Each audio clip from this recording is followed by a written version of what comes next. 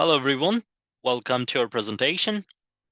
So in this presentation, I will present this study titled A Review of Learning Analytics Dashboard and a Novel Application in Maritime Simulator Training. And this study is authored by me, Ziaul Manim, and my colleague Tayun Kim. I'm working as an associate professor at the University of Southeastern Norway, and my colleague Tayun Kim is working as an associate professor at the University of Tromsø. This study is part of the iMaster project funded by the European Union.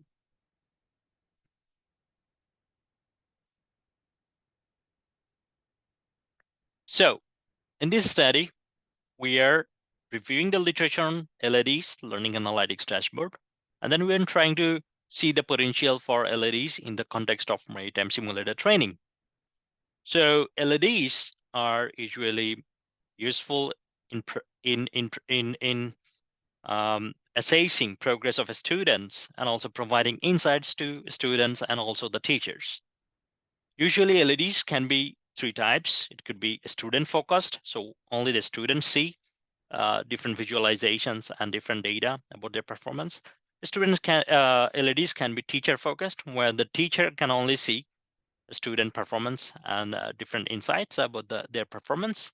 And it could be both faced. It could be student and teacher faced.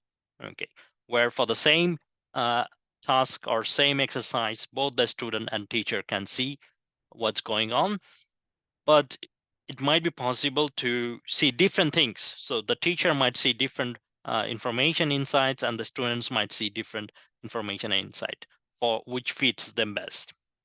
In general, LEDs can be descriptive, predictive, or prescriptive. So the descriptive LEDs, they simply present statistics and visualization of the performance data on the students, while the predictive LEDs, they make prediction using some regression or machine learning algorithm using the statistical data about the performance. And in the prescriptive LEDs, it takes the whole thing one step further. It suggests what should be done by the student to improve the performance, or by the teacher to help guide the students in improving their performance. So prescriptive LEDs gives prescription of what should be done.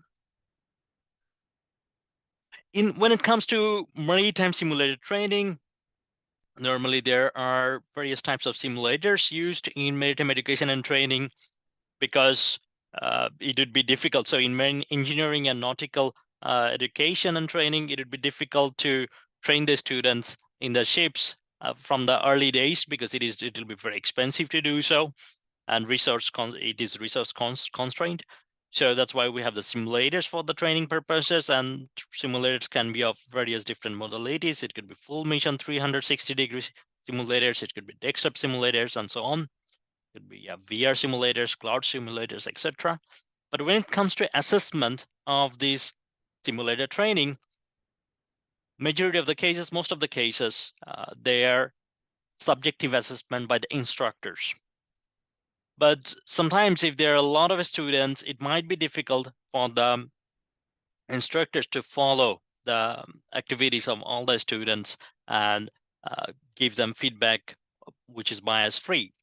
But also sometimes it might happen that students, they are trying the exercises without the instructors, and then it is often difficult to get feedback about their performance.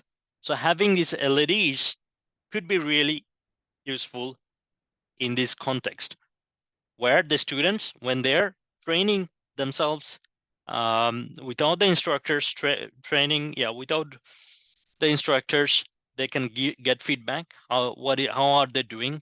What can they improve, and so on. And this can also help developing adaptive learning strategies in simulated training. So here we have a couple of examples of how it might look like in the context of LEDs for maritime simulated training. So here we have three LED dashboards. So these are just examples. We actually did a survey where we presented these three dashboards, and we asked the student which one they liked the most. And actually majority of them said the example 3 they liked the most, and the example 2, and then only 6% like the example 1. Okay, so here we see the example 1. In this case, actually, among these examples, the third one, this reflects more the maritime domain because we see ICTIS, onboard fire drill, and so on. So it fits the maritime domain the most, and also it's actually very attractive in terms of visual contrast compared to the other two. So that could be the reason why student actually preferred the third one. But anyway, so in our case, our focus has been on the review of the literature on learning analytics dashboard, and then looking into potential for LAD in simulated training. So to search for literature, first we started search in the Web of Science database using this learning analytics dashboard search term with the asterisk, and then we adapted the search term from another literature review on learning analytics dashboards using these terms, and then another one using these terms, and then another one using this term. So we adapted the search terms from 3 literature reviews on learning analytics dashboards. And then we tried to combine all these 3 searches, the search 2, 3, and 4, using OR operator, as you can see here. So when we do OR operator, then we actually get collectively exhaustive set of articles because it gives us all of them. And then we see it's 249. So because there are some duplicates in this article, so in total, the sample size is 249. We clean for English language and journal articles, and we also focus on reputed publishers. And finally, we come up to 89 articles, which are relevant. And then we reviewed these articles using bibliometric analysis tools and techniques. And then also we did some content analysis of the most cited articles in the clusters that we found from bibliometric analytic techniques. So first, using these bibliometric analytic techniques, we can look into the publication trends. So here we see the publication trends. Publication started from 2013. It's not a very new domain. Here we see there has been some increase in number of publication, 14, 15, and 16. Then around 2019 and 20, this time we had a lot of publication on this topic. One of the reasons could be that COVID had an impact on, due to COVID, we started to look into online education and blended learning. And then we looked into this publication, we looked into this learning analytics dashboards and their potentials. So, and here for 2022, it again dropped slightly, but most likely the trend will continue further. And then here we can see the number of, here we can see the most reputed journals, or like the journals that are most impactful in a sense that they had the most publication related to LADs. So the first journal is IEEE Transactional Learning Technologies, which had 8 publications, then Computers and Education had 7, and so on. Okay, so for us, if we are trying to publish related to LAD and education technologies, the first 3 journals could be most relevant for us, and we should consider them for future publications. And then here we have these research clusters. So these 89 articles that we extracted, we ran bibliographic coupling analysis using the VOS viewer software. Bibliographic coupling simply means that when 2 articles cite some common number of references, okay? So let's say article A and B cites 3 common references. Then we will say that article A and B are bibliographically coupled. So that simply means that if articles are citing same references, they are likely to have the same theme. So that's how the bibliographic coupling works. And using the VOS viewer software, we could identify 6 clusters in this sample of 89 articles. So the first sample here is expectation from LEDs. Then the second is the second cluster is sense making of LEDs. Then third one is design principles in LEDs. And the fourth one is here LED as a support, LED as support in a student-teacher dialogue. Fifth one is real-time and predictive assessment. And final one is open learner model. So the first cluster, the red articles here, which is about expectations from LEDs. Okay. So here, the main focus has been, so the expectations from LEDs has been mainly on two things. One is delivering adaptive learning contents. Okay, so based on assessing the performance of a student, we provide adaptive learning contents. And the second is providing self-assessment. Okay, but some other expectations here were that the features of LEDs, what features the LED should have, the privacy concerns, if LED is really contributing to learning achievement, satisfaction, and if it could identify at-risk students. So these has been some of the expectations of LEDs. Then in the second group, sense making of LEDs, here the focus has been on whether LEDs make sense for students and teachers. So students, we found that students with high self-regulated learning ability are more positive towards LEDs and find LEDs more relevant.